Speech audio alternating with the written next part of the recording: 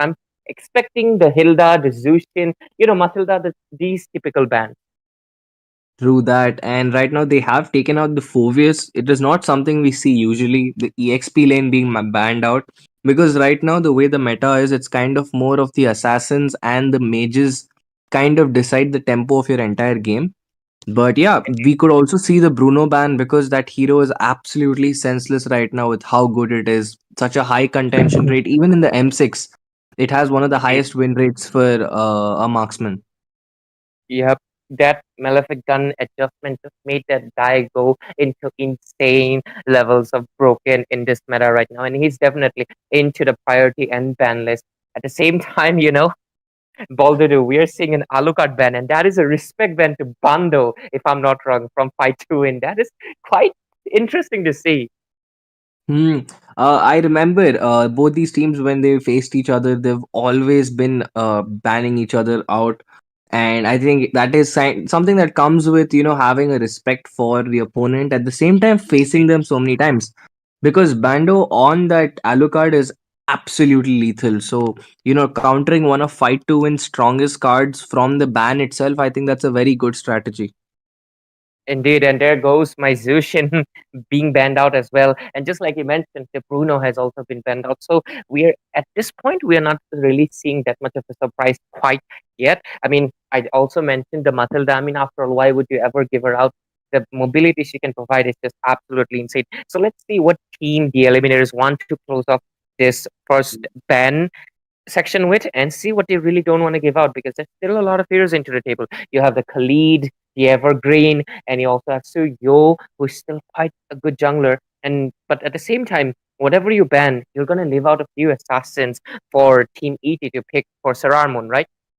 Exactly, Salman has a massive hero pool, and there the Hilda is taken out, leaving off so many options for Sararmun in the jungle. And I think, in one sense, Fight to Win did a smart job with the way they are banning out. Instead of focusing on taking down Sararmun's hero pool, it is Indeed. kind of pointless because he plays almost every assassin on that list, including the Hellcut at one point. So there's no point forcing him onto those kind of picks, which he will still pull off because he's comfortable not being in his mains. Instead, you Mhm. would rather restrict the meta options to remove ET's chances of snowballing from the mid game itself, because that's what ET loves to do. They will not necessarily win the early game fights, but the second they hit their first item spike, especially Sararmun, the second he gets his first item, he gets a lot more confident and he starts ganking those lanes. Exactly. That is such a good point that you mentioned because, like, let's say they have three bans, right? They ban out, let's say, Fanny, Ling, Hayabusa, or Suyo. They ban out something. He's just gonna pick up the Joy, right? So it's kind of pointless. Like, you can't really zone him out that much. I mean, even then, he's just gonna pick up the Alpha at the end if you just ban out every possible assassin. So yeah, banning out the jungle, it's not really a good play, but banning out the other heroes, it was really good. They're denying the gold laner, denying the XP, denying a roamer to art, but at the same time, they are giving out the Gadot, Kacha, and Hylos. But they do pick up quite a decent pick. It is the Khalid and Alpha, strong contenders in this meta. I think they're very common pick at this point. Like, they definitely have close to a 70% pick rate in this meta. And dude, look at that. That lineup, the front lineup of Eliminators is looking really strong. You have the Gatot Kach and the Hylos. That's a lot of charge in. You have the Avatar of the Guardian to zone out. You have the taunts to disrupt. At the same time, you have such a strong engage and anti snowball ultimate coming in with the real world. I keep forgetting the ultimate, but yes, Eve's ultimate and Hylos' glorious pathway. I mean, real world manipulation is just really, really strong coming out from that side, because despite even if your team is on a goal deficit, you can use the Hylos' ult to kind of cancel the momentum of the opponents when they're charging in, which is really important if you're facing against these frontline comps like Alpha and Khalid that this team is using Fight to Win. Exactly, you hit the nail right on the head, and also the fact that Eve, she is a kill box composition kind of hero, so Hylos is going to be helping out. And if Gatot can also land his AOG, and there are targets right there, like Eve can put maximize her potential like to like 120%. So it would be quite nice to see. And I actually should have mentioned there is definitely a Eve coming because for a Eve, the biggest danger is a Gatot landing on her face, right? So they picked up the Gatot, so there is no danger of Eve. Now she's quite safe because there's not really a diving hero into the face. There is the Khalid, but I feel like Team 80, they will definitely be able to stop it. So let's see what they want to proceed with. So far, the fight to win, they're just banning out more meta heroes. They're trying to zone out the goal lane as much as possible, not really giving out the 1-1. And Suyo, quite a good decision because I feel like even though we've discussed that all the assassins are into the hero pool of Saramun, Suyo is quite of a hefty hero, and banning him out is definitely a good decision. On the other hand, ET has decided to go with the roam ban. I feel in this game there is a chance for Serarmon, especially with that Moscow being picked up. Probably Okay, for There's a yes, very high chance we might be seeing the YSS pick, or we could see something even more interesting like the Joy. Because this exact lineup that ET is using is something we saw in M6. I can't remember exactly which team, but they had the exact same comp. The last pick being the Joy on the jungle. I think it you was know. the I think Mhm. it was the opponent of RRQ. I think Twisted Minds was using this comp, if I'm not wrong. We'll have to see if they're, taking a little bit of inspiration from M6. And I'm looking forward to a joy pick as well. But, Sarar Moon, he can choose anything. So let's see what they want to execute with. So far, okay. Ooh. Is that a Kai Rome? That is quite interesting. I'm willing to see what is going to be the execution. Do they just want to use this Akai as a disengage tool when Eve and Hylos is charging in? It's probably going to be that. Like I know it's not gonna happen, but I would like to see the Akai on the EXP and the Khalid on the True, roam because he could harass the Eve much better than an Akai because the Akai will kind of true. struggle reaching and actually landing damage or poke onto a Moscow or the thing or the Eve, but the Khalid has a lot more versatility. He can also sustain in the lane, help CC Cecilion actually clear his lanes and stack up fast. Indeed, that is true, Baldudo. Like, okay, no, our hopes will be shattered because this is actually gonna be a Bane jungle. That is quite interesting of a choice. Do they just want to play objective game? Because look at that, it feels like it's a tower comp game. Like they're just gonna zone out the opponents and they're just gonna push the turrets at this point. Because picking up the Bane feels like they're doubling down on the tower push. What do you Mm. think?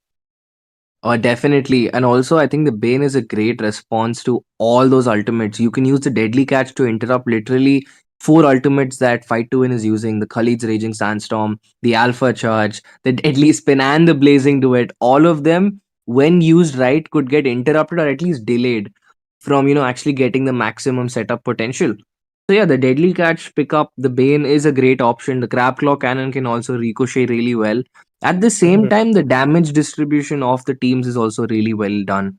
You have two magic physical defense heroes, I'm sorry, physical attack heroes, and you have three magic on the side of ET. But with that, viewers, we will be heading into the land of dawn. This is the game one of the best of three between Fight to Win and Eliminators. Who will take home this series? And this answer will we will only find this answer based on the results of this game one. And indeed, that is Baldudo. I'm really interested to see because you really pointed a great thing that is the Bane. And that is true. He can interrupt the Blazing Duet, he can interrupt the Raging Sandstorm, he can even interrupt the Heavy Spin. So that is actually something that I didn't even consider. So I'm really, really looking forward to if it's going to be in execution and will we see that be happening into this game. But unfortunately, Baldudo, the Akai is going to be going into the roam and Khalid will be going to the EXP. So maybe Akai might be facing a little bit of trouble into the mid game. Let's see what happens because they are not going to reach their power spike quite yet. But okay, Alpha though, level 4 quite already. Damn, that's like really fast farm coming up by Bando, and I guess that's the perk of having the Alpha. He just absolutely shreds the jungle out, but the Bane is not any slower. He's catching up as fast as he can. He has the help of Legend. And on the bot side, already there's a little poke coming out, but nothing coming out of it. But what's happening in the mid lane? Demolition gets popped out really low, forced to back off, take the recall as the teams will disengage for now. Okay, they're probably just gonna be stalling it out because the turtle will be coming in a few seconds, and that is where we'll first probably see our first engage of both of the teams. And oh, it's actually a mirror onto the jungle. It's understandable why he said, "Okay, looks like they're going in." And already there is some smoke coming out, but Jimmy is gonna get got down low. The deadly catch connects, so does the spear of destruction. Will the Alpha be diving in? Looking at the top, the bot side is a beautiful set. Demolition does get the kill on the jungler of ET, but this fight will go on. Art picking up a double kill for himself. This man has done his job as a roamer, but his KDA is that of an assassin. But the damage will, the fight will still go on. Bid putting down the Whoa. real world manipulation picks up the kill on Jimmy as the turtle will be taken up free. Okay, I feel like there is Alpha. It's just, I mean, it's okay. He's not really aware. There's no vision, and looks like this turtle will be going into the hands of Team Eliminators, and that engage really put them in quite of an advantage because they have the early aggression that they really required, and if they can keep the momentum up, they can just continue to dominate most of the lanes, and we will probably see them snowball quite early on. But at the same time, it is still early, and they have Beam on the Sicilian, which is one of those strongest. I mean the strongest hero in the late game. Like if his bat impact can literally one shot so many heroes. So I'm willing to see what's going to be happening. Okay, top lane though. Already the bat impact being used up by Cecilian, but nothing is gonna be nothing's gonna come out of this fight too much. I guess both teams are just trying to test themselves. We'll have to wait for that mid-game item spike when each of them gets their first two items. But will the Alpha Charge be successful? No, he has been spotted out by Bid as the stacks of those ultimates will be used up. Glorious Pathway used up interestingly, but I'm not sure why. I think that was definitely a misplay. They were deciding something, but it didn't come to fruition. Okay, top lane, Luke Ham might get zoned out because look at that. There's four people, and yeah, I think you're gonna prioritize the turret. I'm not really sure because I feel like if you're 80, you probably should be prioritizing the gold lane right now because that is where the turtle will be coming, and there is definitely a possible engage cooking up. Ooh, the bloody bat being used up with the heavy spin, but the real world manipulation will be there to take down the Akai despite he will be spinning, but he's gonna be spinning back to the respawn. With that, the turtle will be up once again, and I guess this is a very comfortable early game for the Eliminators. Yeah, looks like it at that position. Okay, Lukham. Okay, I feel like Lukham is gonna be in trouble. Oh my god, Art was that was a really good play coming out from him. He expected Claude to dash out and took the damage from the turret to ensure that taunt connects. And the first turret, there it is. It's going to be for ET. They collapse the gold shield on the top side along with the first turret for themselves. They want to try to get the invade, bait out the retribution. The alpha charge is going to be used up. The glorious pathway use, allowing the Hylos to back off safely as his teammates are there to provide the support. And with that, nobody is going to be trying anything near the turtle. No funny business coming out from fight to win as ET picking it up for themselves. Their early game is just going absolutely greatly, and that is quite expected considering how they drafted. They have the Eve, which is very good for that early aggression with her zoning out capabilities. They even have the Hylos with the punishment ring, all those slows, all those stuns, and it's really quite helping them quite a lot. Art, okay, I think they already want to go in. And there it is. Will the AOG connect? The heavy spin being used up once again. Demolition will fall. He has to be forced out. Alpha trying to deal in a lot of true damage, but that's not going to be enough. Forced to charge away defensively. The real world manipulation and Eve is being such a menace to the Akai. I mean, like he's losing most of his HP before he even starts spinning. And it's really tough for him to stay in this fight right now because if he does not pin Art down, he's gonna end up falling again. Ooh, on Eh, the mid side, nothing comes out of it. The damage output is not there from the Okay, side just yet. They okay. almost get that kill, but no, the deadly catch is there along with the damage. As once again, being forced to back out as two of his frontliners will fall again, getting punished very, very heavily. That is quite nasty. I really thought that Hylos would be down, but no, that Revitalize came in, the Deadly Catch came in, and he was able to survive. And so far, they've only gotten one kill into the board, and we are seeing a goal lead of 4K onto the hands. Okay, mid lane. I guess they just want to zone out. Yep, they're just zoning out and trying to.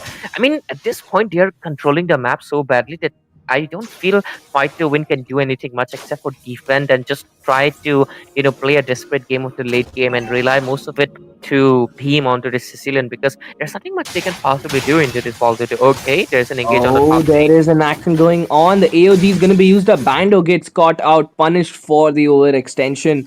Jimmy trying to Okay, escape, but the Spear of Destruction being used up. The Raging Sandstorm used up defensively. The Cecilian is okay, there to provide the support. The Heavy Spin and the Blazing Duet with a beautiful combo, but the damage is just not there. okay. Lukum picks up a very cheeky kill on the side as the shutdown is there. Beam wants the kill. He's not going to get it Ooh. just yet. The Crab Claw Cannon misses by an inch.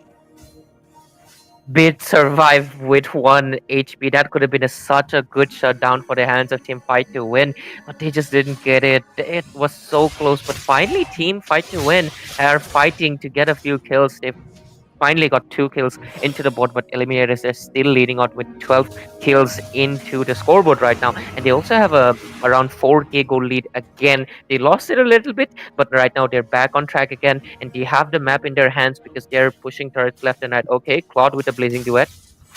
And there is that, but like despite not having the result they wanted in that team fight, we kind of saw the potential of Fight to Win's comp because despite not getting their main trinity, despite not Cecilion finishing his first 2-3 items, we already saw them get a lot of damage out. Once again, the heavy spin used up, cancelling out the glorious pathway. The Akai just making sure that they zoned out as much as possible, and Bando does manage to get the blue for himself despite the invade. Will they be managing to siege down the mid lane? Not yet. They are still holding strong, but they're getting poked out really, really heavily. Yeah, like they're getting very poked, and at the same time, the zone out is really insane. They're struggling to maintain their structures. They have lost their top as well as the bot tier 1 turrets, which has already opened up the map for Eliminators quite a bit. And they are leading with almost 5k goal lead right now, which is going to be soon. And like the Lord will be coming up in almost 40 seconds. So if Eliminators are just okay, they're going in and There they it take is. down. The mid lane turret is gone once again. And Bane has already picked up his BOD. There, look at the bot side. There is already some more action going on. The Spear of Destruction being used. Yve's ult being baited out as Jimmy again manages to make it back to safety. It was a close call, and I'm sure the player did get panicked. But dude, look at the damage, man. One crab claw cannon is taking out close to a quarter of the tank's HP.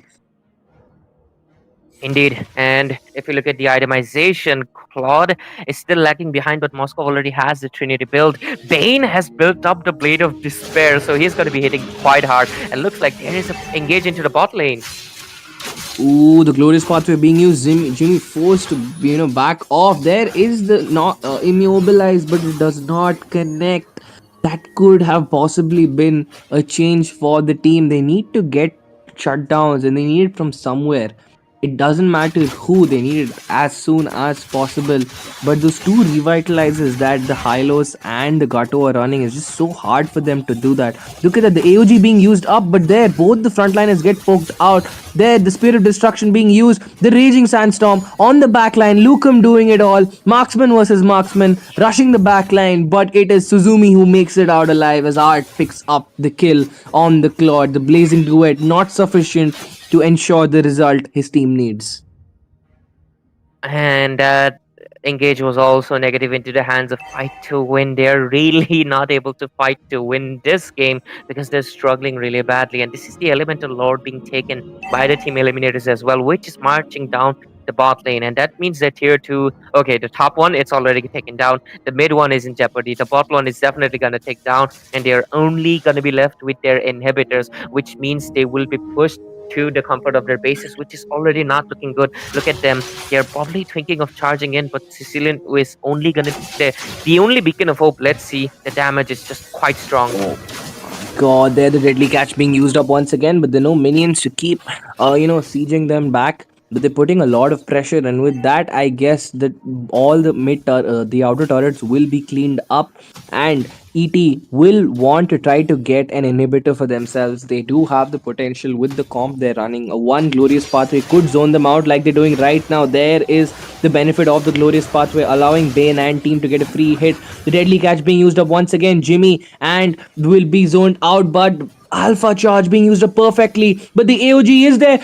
Cecilion with the bat impacts. Could he do it? He's the No. only one left standing. He has to pull off a miracle. He needs to give us a miracle somehow. The minions are marching down on the bot side. They will be definitely going for an end. Will be managing to somehow survive. I don't think no one's looking at the bot side minions though. Look at that Suzumi being really sneaky, using the spear of destruction. This could be an end. It is a killing spree. There's 5 more seconds before these teammates are up. 1 second, demolition is already up. He will be jumping in to use the ult, but it's not there just yet. He's still on cooldown. The raising sandstorm being used up defensively. The blazing duet is also used up. This might be Whoa. a killing spree for Legend, but the shutdown is there. They have lost two inhibitors, but they managed to stay in this fight for now. Fight to win is definitely fighting, and they do not want to let go of this game one just yet. That is quite intense. For a second, I really thought Beam will be able to defend, but that Spear of Destruction just landed, taking him down. A full wipeout, but those 5 seconds were just not enough for them to end. Akai bought enough time for Alpha to be back, and Claude just melted right there. Like, what just happened? Claude charged in with a blazing duet. Instead of melting other people, he melted himself. He's definitely going to be needing to buy a little bit like Wind of Nature. Okay, bot lane. Ooh, on the bot lane. Oh my god, the speed of destructions coming out from Suzumi have been on point this game. I don't think he has missed a single one at right now. He chooses not to TP onto some, but he has definitely landed every single one of them. Someone has to ban this guy's Moskov in game 2. We definitely might be seeing that. But look at that legend once again being an absolute menace. But look at that. Cecilion with the wishing lantern, the glowing wand, and I think another item is doing a lot more damage this time. But look at the damage to Suzumi. That Beam was almost got taken down. just the the passive of the Moscow hitting. There was no other skill shot. But look at that, the Akai trying to do a little CC, but Suzumi, no one is there to catch him out just yet. The bloody Whoa. impact being used, the Claude with a beautiful blazing duet, pokes down Bid, nearly gets a double kill, but that's not gonna be enough for now. Beam there. Gets caught out really low, but no, that's not the play Suzumi had to do. The shutdown. Moscow will fall. Whoa. This might be a turnaround for Fight to win. They have all the resources needed. There's nobody there to stop Bait from escaping. Will Demolition be able to get the kill? No, he will not. He has to back off, and now they have to defend the waves, the Lord marching down from all lanes. But despite the scoreboard looking so skewed, Fight to Win is doing such a great job with the defense. That was not the play to make Suzumi, just like you mentioned. I feel like he shouldn't have gone in because he just took the bait of the heavy spin and got pinned right inside that wall. And they are going to be losing four of their members. There's definitely a bounty play happening because look at that. The goal lead is coming faster and faster. So the goal lead wouldn't be mattering that much in the later phases. But it is quite impressive what Team Fight to Win just did because I mean, Sicilian is already scaling up, and we are reaching 15 minutes into the clock. So that means eliminators they have to watch out because Mir there was a little slight mispositioning, and look at the itemization. Sicilian has almost full build. He's only lacking one item. Claude also has a new okay, there's an engage. Ooh, the glorious pathway is being used up. Will this be the game? The deadly catch coming in from the backline picks up the kill on It's Beam. over. This could be over. The dreams of Fight to Win, but it's still there with the Alpha charge. But Art is not gonna let them have that. He will be denying their dreams as game one looks to be coming to an end. It's only Lukum having to pull off a miracle defense. He does not have any of his ultimates just yet. This could be a very, very tough game. I do not think it's going to be possibly get stunned down, shut down. And with that, game one to ET. And one thing we have noticed with ET is the second the game starts crossing the 14th minute mark, they will kind of struggle in drawing out the game to an end unless they manage a wipeout. But the second they do that, the game is usually ending by 15 minutes. But post 15 minutes, the win rate of ET in qualifying games kind of falls down dramatically. But this game ended, in time. for ET.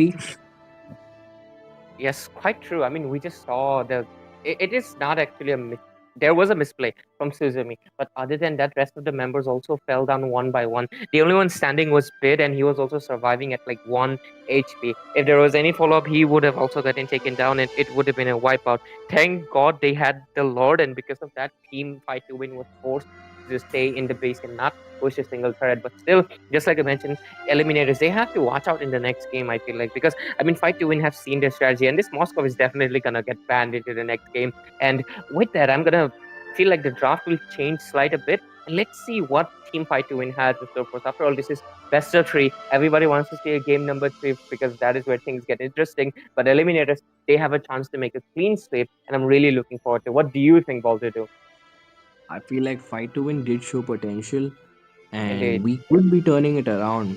You know, they did have the possibility to do it, but I feel like they forced that engage in the last. They did not have to step out of their turret. They could have played under the turret and they let Beam get picked off. The second indeed. Beam died, that game came to a the conclusion was kind of set in stone at that point. Exactly. I also highly agree with you on that because Beam got taken out, and that's the point where they started lacking their damage. Because Alpha does have damage, so does Khalid, but it's not that enough. And God is Lukham. He's a little behind, not exactly behind, but still, he's a little squishy. He's not able to deal that much of the damage either. So, yep. And it is quite impressive. Fight to win. They really showed their, you know, their fighting spirit into this game. But I'm looking forward to what they bring into the next